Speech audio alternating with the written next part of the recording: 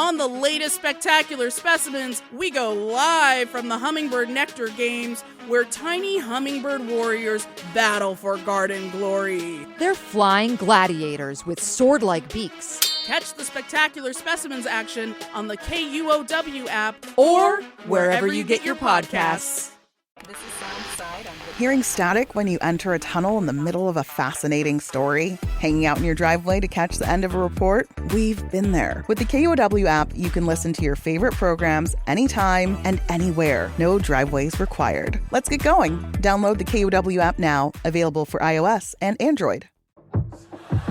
Small start-up businesses hold a special place in America's heart, and politicians from across the political spectrum love to talk about how important they are. There's not a lot that Republicans and Democrats agree on when it comes to economic policy, but there is one thing they have in common. Small business is the backbone of the American economy. Small businesses are the backbone of this nation's economy. Small businesses are the backbone of our economy. Small businesses are the backbone. Small businesses are the backbone of our economy. But the prospect of big new tariffs has many of those small businesses worried. I'm Joshua McNichols. I'm Monica Nicholsberg, and this is Booming, a podcast about the economic forces shaping our lives here in the Pacific Northwest. Big businesses worry about the impacts of tariffs too, but they've also got their share of workarounds, and those tactics might not work for small companies. So what could that mean for the backbone of Seattle's economy? That's coming up.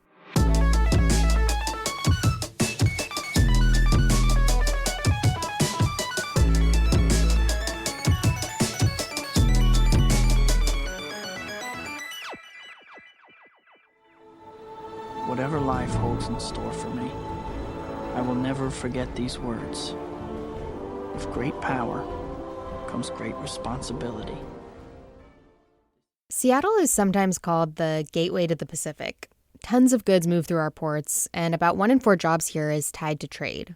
So a lot of people in our community have a stake in how Trump's tariff agenda plays out. They're watching to see if prices will go up because there are new taxes on imports, if demand for the products that we export will plummet if other countries impose retaliatory tariffs. And there's some question as to whether the tariffs will even go through. It's hard to keep up. So Joshua, where do things stand with tariffs today? Well, you're right. This is hard to keep up. It's a very fast-moving story.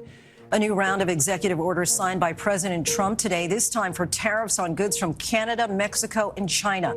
Tariffs on China and Mexico have been delayed, a month at least, but the specter still looms. Meanwhile, tariffs on China have started, and China is already retaliating with tariffs of its own. The United States and China appear to be inching closer to a trade war. I always say tariffs is the most beautiful word to me in the dictionary. Because tariffs are going to make us rich as hell. It's going to bring our country's businesses back that left us. And these new tariffs that he's talking about are all on top of existing tariffs. So what are businesses in the area doing to prepare? Well, I talked to a small outdoor clothing company called KAVU. They're definitely thinking about this. They're in Seattle's Ballard neighborhood near the Ballard Bridge, and they make a lot of fleece jackets and flannel shirts, canvas pants, gear bags, stuff like that. Yeah, I can picture their logo, like KAVU. I see it all the time when I'm in Southern California on surfers. Surfers wear it? Yeah, the hats. Yeah, that's what the founder, Barry Barr, started his business with. He had this idea of selling these hats with a strap on them so they don't blow off your head. Makes sense if you're in the water. Yeah, so he started off selling these hats at trailheads near Seattle. I was trying to see if this idea would stick and go into any place where there was outdoor people, if it's a trailhead or even sometimes at Green Lake, people walking around, hey, set up a little table and try to sell some hats. Today, KAVU is a lot bigger, and they source their materials and a lot of their manufacturing all over the world in places like China, India, Vietnam, and Nepal. And KAVU is kind of an example of a company that we might not think about when we think about tariffs and trade wars, because they're this little homegrown company, but they depend on this global supply chain. Right now, for example, they have this wall covered with Polaroids, and each Polaroid shows an item from their fall 2026 line, and each photo has a sticky note with a price on it. That's what they hope to sell it for. A big chunk of that price goes to pay existing tariffs on those goods. And Barry is worried that the new tariffs would push those prices up further. The price at retail is going to be so high, you won't be able to sell it. No one's going to buy a $200 fleece jacket. He says that could put KAVU out of business. It's going to be devastating on our livelihood and everyone that's employed at this company. Wow, you can hear the stress in his voice. But I'm guessing they're not just going to give up, right? So what can they do to try to keep the business afloat? Well, there is a way that KAVU could avoid tariffs altogether. I mean, it could move its manufacturing to the U.S. Like those hats that Barry used to sell at Trailheads, they're still being made by a family in West Seattle, and the family has expanded their operation. They're making some canvas pants now, too. And that's the whole goal of tariffs, right? To encourage more manufacturing in the U.S. So why can't he just do more of that? Well, he says people ask him that all the time. It is not that easy. When we make something in the U.S., you got to design to the capabilities of the factories here. And he says those factories in the U.S., they just can't compete in quality with the factories overseas, in part because overseas they have this whole ecosystem of businesses built up there.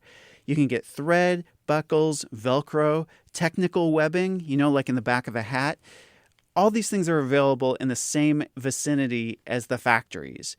The U.S. still makes a few fabrics like denim and some canvas, but those aren't part of a robust ecosystem like you see in places like China. And Barry said even when the canvas that KAVU uses is made from cotton grown in the U.S., that cotton still has to go to Pakistan in order to get woven, dyed, and then washed, at least if they want to meet KAVU's standards. So even if you can make one or two things here in the U.S., there just isn't the infrastructure to put the whole product together. And maybe eventually that ecosystem will be built here. But in the meantime, is there anything that companies can do to cope with this pile-on of tariffs?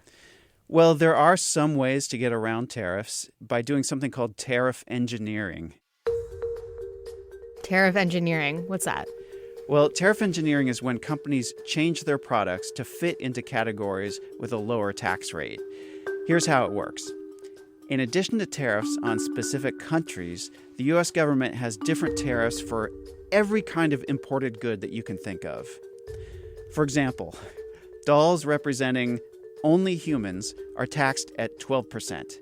But toys representing animals or other non-human creatures, such as robots and monsters, are taxed at a little over half that, 6.8%. And this distinction is really important if you're importing, say, Spider-Man dolls, as Marvel does. Like, is Spider-Man human or not? What do you think, Monica? Spider-Man human. Yeah, Spider-Man is human. He's Peter Parker, right? He's a human man. Well, a judge actually disagrees with that opinion. She sided with the toy importer, and she wrote, even though dolls can be caricatures of human beings, the court is of the opinion that the freakishness of the figure's appearance, coupled with the fabled Spider-Man storyline to which it belongs, does not warrant a finding that the figure represents a human being. Wow. I don't know about judicial impartiality there. That feels like it's a very strong prejudice. Well, with great power comes great responsibility, I guess. So Spider-Man got the lower tariff rate. Anyway, if you know these tariff categories, you can work around them. In the world of clothing, there's this famous example, Columbia Sportswear in Portland. A customs specialist there at that company figured out that shirts are subject to a lower tariff if they include a pocket below the waistline. So Columbia put this tiny, useless pocket there and called it a chapstick pocket. Okay, and is customs specialist a euphemism for a tariff engineer? Yeah, it's just another name for tariff engineer. Yeah. Okay, well, as someone who skis and is constantly chapped when doing it, I kind of see the value in a chapstick pocket that's easily accessible with your big chunky ski gloves, but hilarious that is not actually there for functionality reasons. So are we seeing new examples of this kind of tariff engineering here? Not yet, at least none that are willing to talk about it. And I can only imagine they don't want to appear to be flouting the tariffs. Maybe that's why. KAVU, that little company that I talked to, says that something like a chapstick pocket would just be too risky for them to try because tariff enforcement can be subjective. You know, a customs agent could just say, that's not a real pocket, pay the higher tariff rate. And while a big company like Columbia might be able to take a gamble and absorb that cost if it doesn't work out. A small company may not. But there is something that KAVU tries to do to manage its tariff load.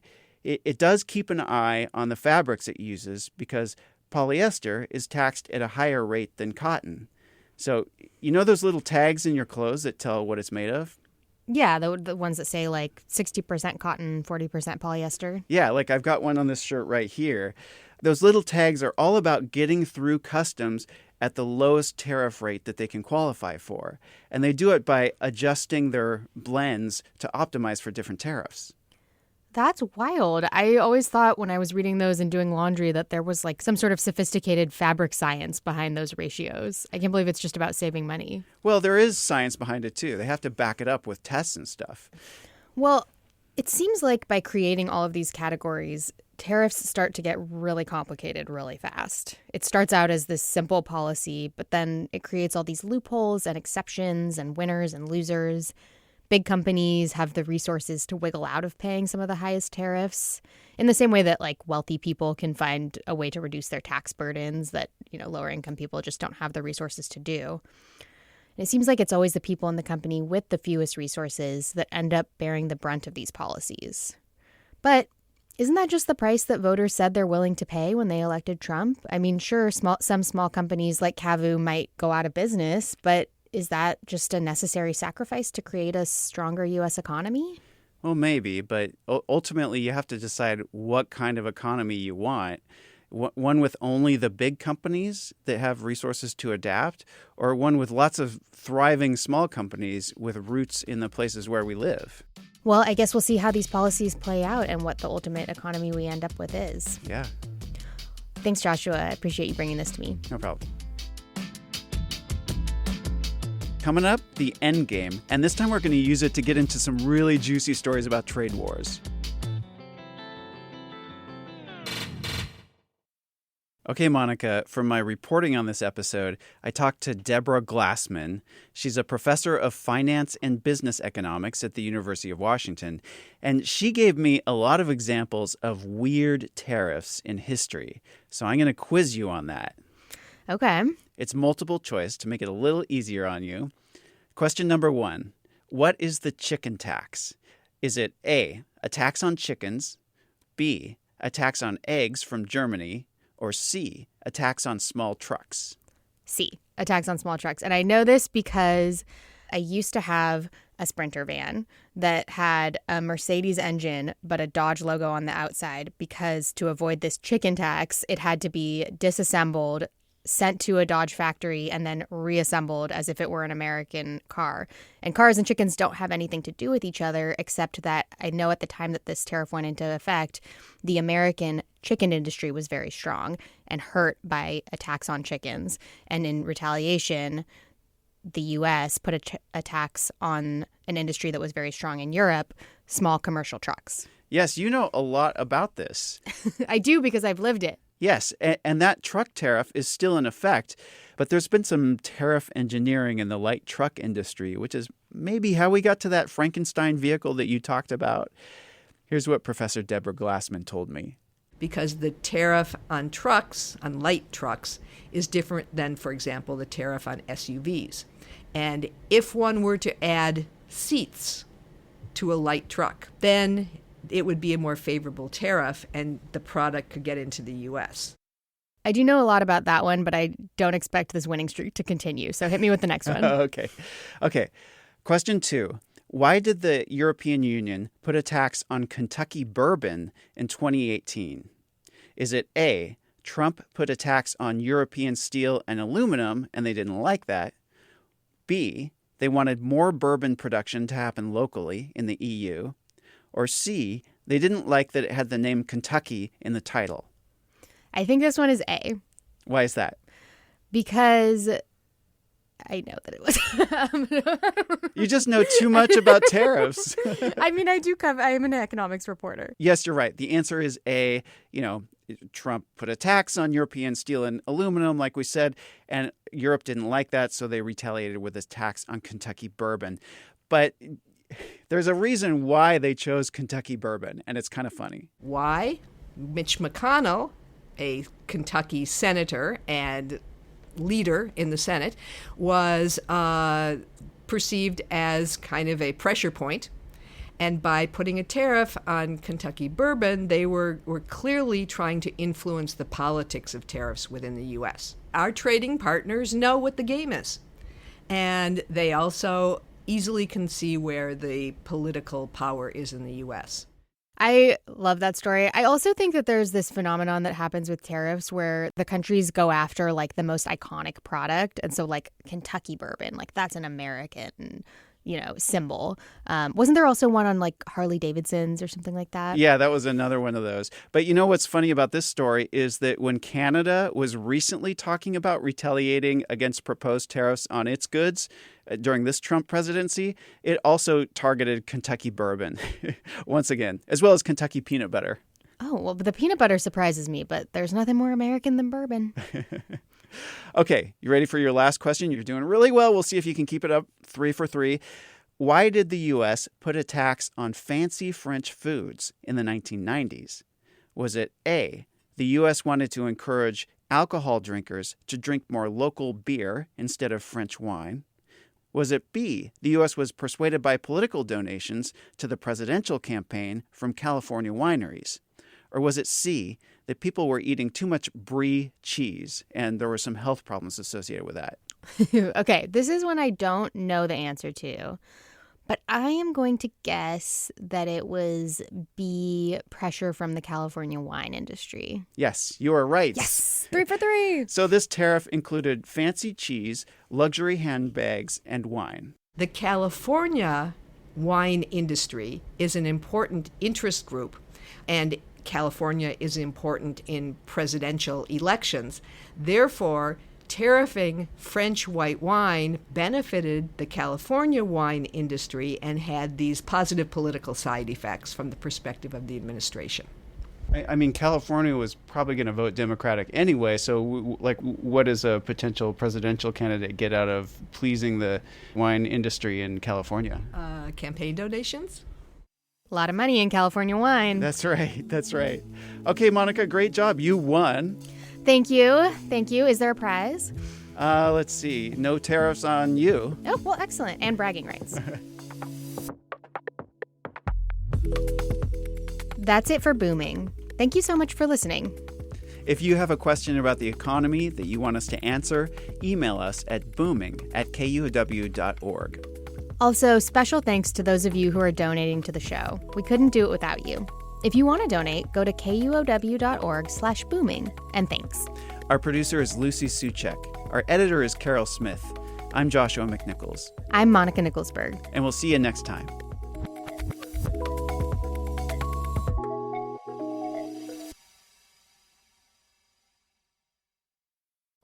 Each morning, it's a new opportunity, a chance to start fresh. Up First from NPR makes each morning an opportunity to learn and to understand. Choose to join the world every morning with Up First, a podcast that hands you everything going on across the globe and down the street, all in 15 minutes or less. Start your day informed and anew with Up First by subscribing wherever you get your podcasts.